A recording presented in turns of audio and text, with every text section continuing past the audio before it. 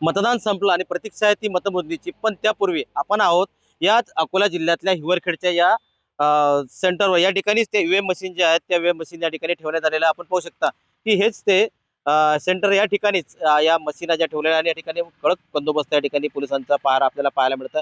24 तास या ठिकाणी कडक बंदोबस्त ठेवण्यात आलेला आहे। कॅमेरा असो, पोलीस असो किंवा एसआरपीचा, या तिन्ही तुकड्या या ठिकाणी कडक बंदोबस्त या ठिकाणी पाहायला मिळतं। 2 शिफ्ट मध्ये या ठिकाणी त्यांच्या ज्या पोलिसांच्या या ड्युट्या ज्या आहेत त्या सुरू आहेत। आपण पाहू शकता की या स्ट्रॉंग रूम मध्येच या ज्या ईव्हीएम मशीन त्या ठेवलेल्या आहेत आणि या ठिकाणी कडक बंदोबस्त या ठिकाणी ठेवण्यात आलेला आहे। 2 तारखेला मतदान झालेलं आहे। चुरशीची या ठिकाणी लढाई झालेली आहे आणि त्याच्या ज्या मतपेट्या या मतपेट्या ठिकाणी ठेवण्यात आलेल्या आहेत।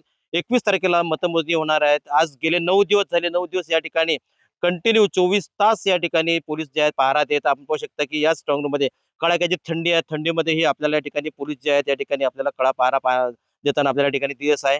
गेल्या 21 तारखेपर्यंत हा बंदोबस्त असाच राहणार आहे। त्यापूर्वी पण पाहू शकता की 24 तास या ठिकाणी पोलिसांचा बंदोबस्त या ठिकाणी पाहायला मिळत आहे। 21 तारखेनंतर काय निकाल लागतो हे पाहणं गरजेचं आहे, पण त्यापूर्वी जो आहे कडक बंदोबस्त या ठिकाणी आपल्याला पोलिसांचा पाहायला मिळत आहे। गणेश सोनवणे, टीव्ही मराठी, अकोला।